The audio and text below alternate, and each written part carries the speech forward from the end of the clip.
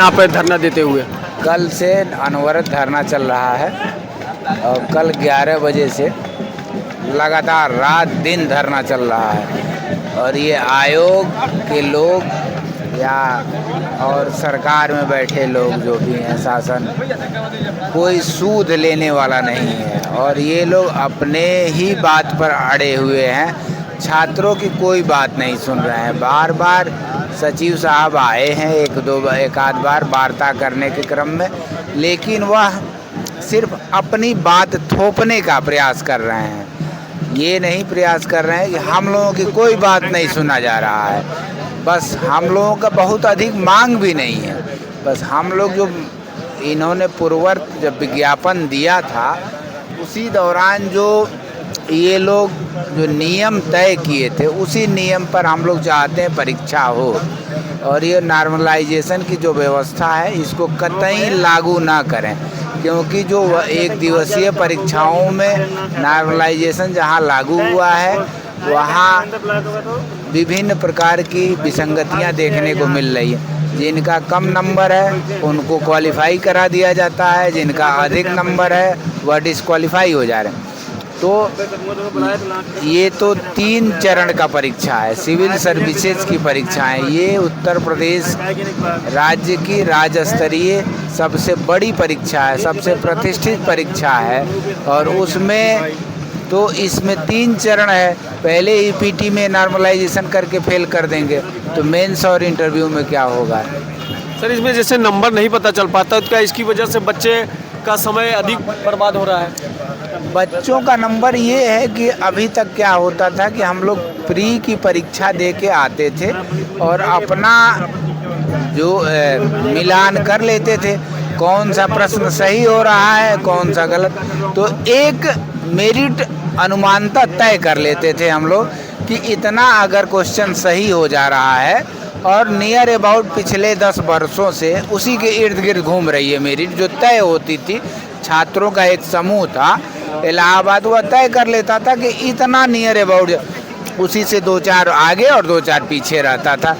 तो वह और उसके उपरांत आदमी मुख्य परीक्षा की तैयारी में लग जाता था पूरी तरह से। तो अब ये तय नहीं हो पाएगा कि कौन मुख्य परीक्षा देगा, क्योंकि नॉर्मलाइजेशन में हो सकता है जिसमें कम लड़के सिर्फ प्रतिभाग किए होंगे वहाँ उनको पास कर दिया जाएगा और जिनका जिस शिफ्ट में अधिक लड़के होंगे वहाँ अधिक पाके भी वो कम नंबर पाएगा, तो कम नंबर पाने की वजह से वो फेल हो जाएगा। तो इसलिए यह तय नहीं हो पाएगा कि कौन सा छात्र मुख्य परीक्षा में अपीयर होगा और कौन सा नहीं होगा। सबसे बड़ी दुविधा का कारण यही है। इसलिए हम लोग नॉर्मलाइजेशन का पुरजोर विरोध करते हैं और मांग हम लोगों की सिर्फ एक है, 1 शिफ्ट 1 एग्जाम कराइए, समान स्तर का प्रतियोगिता हो, सारे लोगों को एक स्तर पर रख के आप प्रतियोगिता कराइए, ठीक ना। किसी और कोई हम लोगों की मांग ही नहीं है, ऐसा नहीं कुछ और मांग रहे हैं हम लोग। और जहाँ तक ये लोग दलील दे रहे हैं कि हमारे पास सेंटर की व्यवस्था नहीं, तो आप 75 जनपद को लीजिए ना। हम तो आप 41 जनपद को क्यों ले रहे हैं? उत्तर प्रदेश में तो 75 जनपद हैं और जनपद और ये संसाधन की इतनी कमी नहीं हो गई है कि संसाधन 5 लाख लड़कों का उत्तर प्रदेश जैसा बड़ा राज्य परीक्षा नहीं करा पाएगा। इतना मानव संसाधन हो या भौतिक और अन्य संसाधन भी हो, हमारे पास सारी व्यवस्थाएं हैं। अगर 75 जनपद में किया जाए, नहीं हो तो एसओपी जो 10 किलोमीटर का दायरा चेंज किया उसको 15 किलोमीटर पर बढ़ा दीजिए, ठीक। तो इस तरह से अगर ये करना चाहें तो कोई उसमें व्यवधान नहीं होगा, कोई दुविधा नहीं है। सिर्फ और सिर्फ ये लोग करना नहीं चाह रहे हैं। सब प्रशासन का रोल है यहाँ पे, प्रशासन लगी है वो कहीं से सहयोग में है या फिर? प्रशासन ये है, सुबह डीएम साहब आए थे और वह भी वही बात कह रहे थे कि आप लोग नॉर्मलाइजेशन पर देख लीजिए। तो हम लोगों का जब नॉर्मलाइजेशन के मुद्दे पर हम लोग छात्रों का समूह जो है तैयार ही नहीं है, उसकी विभिन्न परीक्षाओं जो एक दिवसीय परीक्षाएं हैं उसमें विभिन्न विसंगतियां देखने को मिली हैं।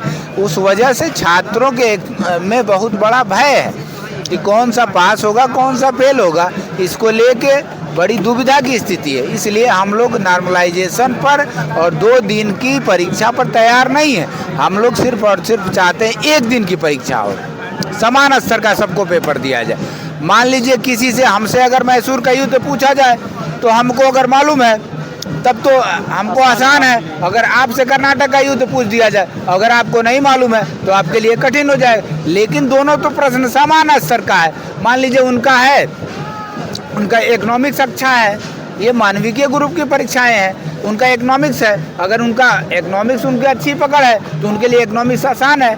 हमारा अगर हिस्ट्री है, अगर हमको हिस्ट्री हमारा अगर अच्छा पकड़ है तो हमारे लिए हिस्ट्री तो आसान है।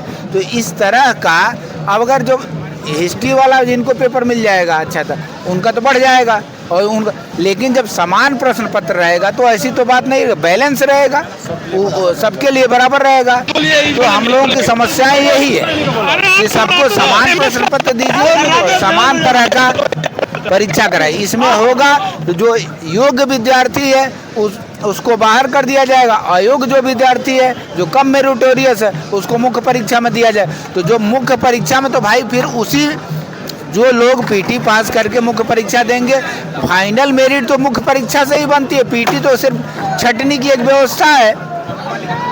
सारे लोगों को 8 लाख लोगों को 5 लाख लोग जो भी अभी अपियर हो रहे हैं सारे लोगों को मुख्य परीक्षा दिलवाया नहीं जाएगा, क्योंकि उसमें लिखित पेपर होता है, उसमें वैकल्पिक नहीं होता है। तो उसमें कॉपियाँ एक्सपर्ट चेक करते हैं, उसमें और दिक्कतें आती हैं। तो इसलिए सरकार और सीधी सीधी हम लोगों की एक ही मांग है, फिर मैं वही बात कह रहा हूँ, फिर एक ही मांग है कि एक परीक्षा करावें, एक स्तर का समान प्रश्न पत्र दें। नॉर्मलाइजेशन की व्यवस्था पूर्णतः स्वीकार नहीं है, इसको खत्म करें, उसमें बहुत विसंगतियाँ हैं। सर धरना प्रदर्शन कब तक जारी रहेगा? जब तक हम लोगों को पक्ष में नोटिस नहीं जारी करता तब तक अनवरत धरना प्रदर्शन जारी रहेगा। बच्चों की संख्या निरंतर बढ़ रही है, निरंतर बढ़ रही है, 20,000, 25,000, 30,000, इवन लखनऊ में, दिल्ली में धरना प्रदर्शन चल रहा है।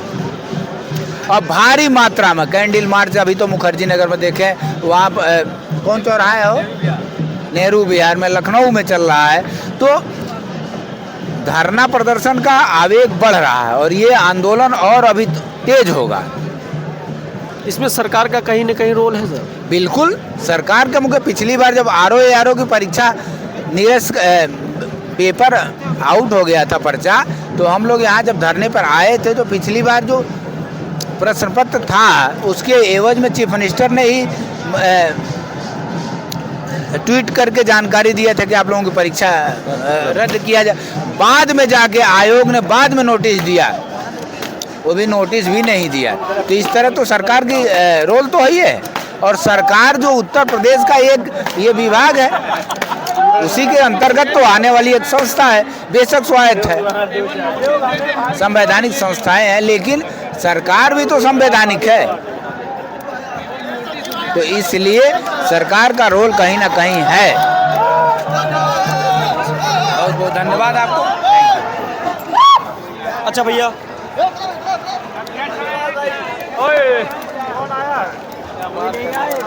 ओए लड़के